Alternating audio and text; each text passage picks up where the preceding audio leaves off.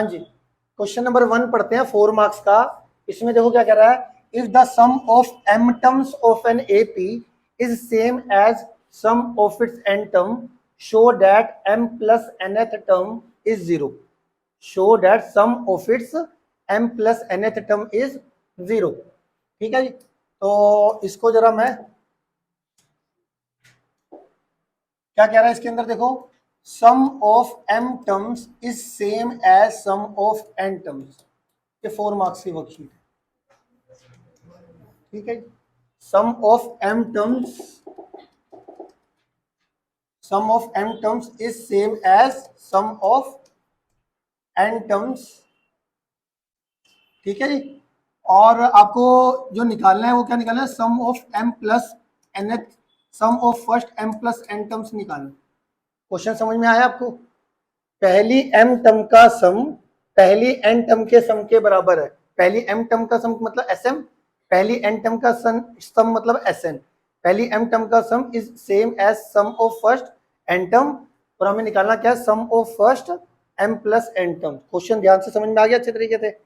अब इसकी जो कैलकुलेशन है वो अच्छी है। देखो सम ऑफ m टर्म्स का फॉर्मूला कितना होगा, m/2 2a plus m-1 into d. Sum of n terms का फॉर्मूला क्या होगा, n/2 2a plus n-1 into D. अब जितने भी m और n वाले क्वेश्चन है सब, इसमें कैलकुलेशन का बड़ा इंपॉर्टेंट रोल है, तो लिखने से पहले आराम से समझ के लिखना। अगर लिख भी रही हो साथ के साथ, ये 2 से 2 कैंसल, और ये m को इससे मल्टीप्लाई करो, ये कितना आया 2am, और ये m जब इससे मल्टीप्लाई होगा इस फैक्टर से, तो ध्यान देना ये m दोनों से मत मल्टीप्लाई कर देना, क्योंकि ये दोनों मल्टीप्लाई में किसी एक से मल्टीप्लाई होगा। तो मैं इस फैक्टर से मल्टीप्लाई कर रहा हूँ m-1 से, तो m को अगर मैं m-1 से करूंगा तो कितना देगा, m स्क्वायर माइनस m, और ये d का d as it is equal to n को इससे मल्टीप्लाई करोगे तो कितना आएगा 2an, और n को जब इससे मल्टीप्लाई करोगे तो कितना आ जाएगा, ये n square minus n d as it is. लिखने से ज्यादा देखना पहले। क्लियर है इतना? आ गया समझ में?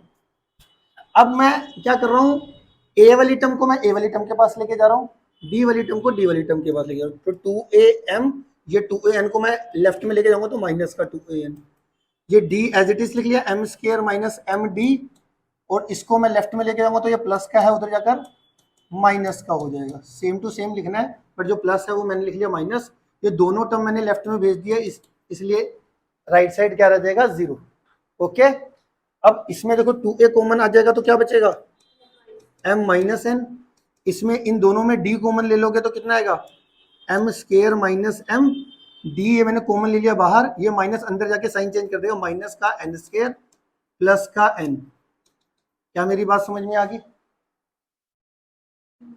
ठीक है, अब इसमें से अब सामने देखना, अब किसी बच्चे ने नहीं लिखना, इस बड़ा इंपॉर्टेंट स्टेप चल रहा है, सामने देखने सिर्फ।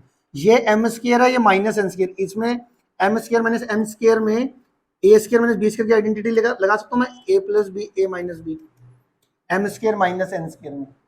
और जो बची दो टर्म है माइनस एम एम और प्लस एन, सामने देखो किसी ने कुछ नहीं लिखना बस। अब माइनस एम और प्लस एन में से -1 कॉमन लेना है इन दोनों में, वो कितना आ जाएगा, m माइनस एन। ये स्टेप देख लो और मेरे को बता दो कि सर जी ये समझ में आ चुका है। ये 2am minus n as it is लिख दिया मैंने। ठीक है जी, आ गया सारे बच्चों को समझ में?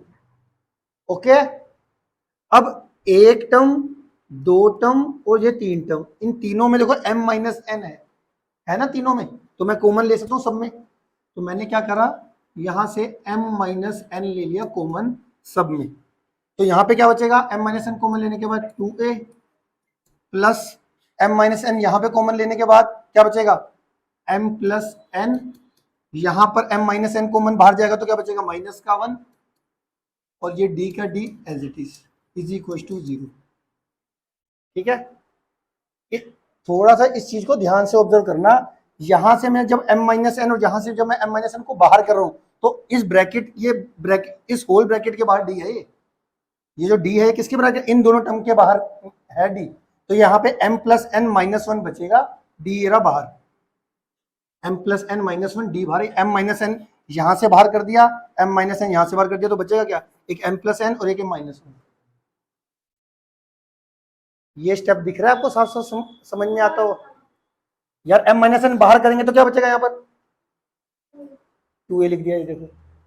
यहाँ पर m माइनस एन बाहर कर देंगे तो क्या बचेगा, m प्लस एन, और ये m माइनस एन बाहर करा तो -1। ये जो d था ये इन दोनों के बाहर था, तो d इस पूरी ब्रैकेट के बाहर d लिखा है। बड़ा ही इंपॉर्टेंट है, यहाँ पे गड़बड़ होने के चांसेस बड़े हाई है, पहले ही बता रहा हूँ। इस स्टेप पर इस m माइनस एन को तो डिवाइड में भेज दो, 2a plus m plus n minus 1 d, ये जो m माइनस n है ये डिवाइड में चला गया, 0 by m minus n, answer आ गया 0। तो 2a plus m plus n minus 1 d, ये आ जाएगा 0। इतना ओके हो गया जी। अब आपको निकालना क्या था, आपको निकालना था sum of m plus n terms. तो जो हमारा Sn वाला फॉर्मूला है, Sn वाला फॉर्मूला क्या है, n/2 2a plus n minus 1 into D. उस n की जगह पे क्या रिप्लेस कर दोगे, m प्लस n। तो फॉर्मूला क्या बन जाएगा, m plus n upon 2 2a plus m plus n minus 1 into D. ठीक है, अब ऊपर देखो तुमने इसकी वैल्यू, इसको इक्वेशन 1 दे दो, इसको दे दो इक्वेशन 1। तो ये इक्वेशन 1 से इसकी वैल्यू किसके बराबर है, 0 के बराबर। तो m प्लस n अपॉन 2, ये आ जाएगा इंटू 0, आंसर आ जाएगा 0। ऊपर इक्वेशन 1 से इसकी वैल्यू 0 पुट कर सकते हैं ना, हम निकाली है ना, तो इसकी वैल्यू मैंने 0 पुट कर दी, यहाँ पे लिख सकते हो फ्रॉम 1 से, और 0 मल्टीप्लाई बाय n फैक्टर 0। ऐसे से क्वेश्चन है, बेहतरीन क्वेश्चन।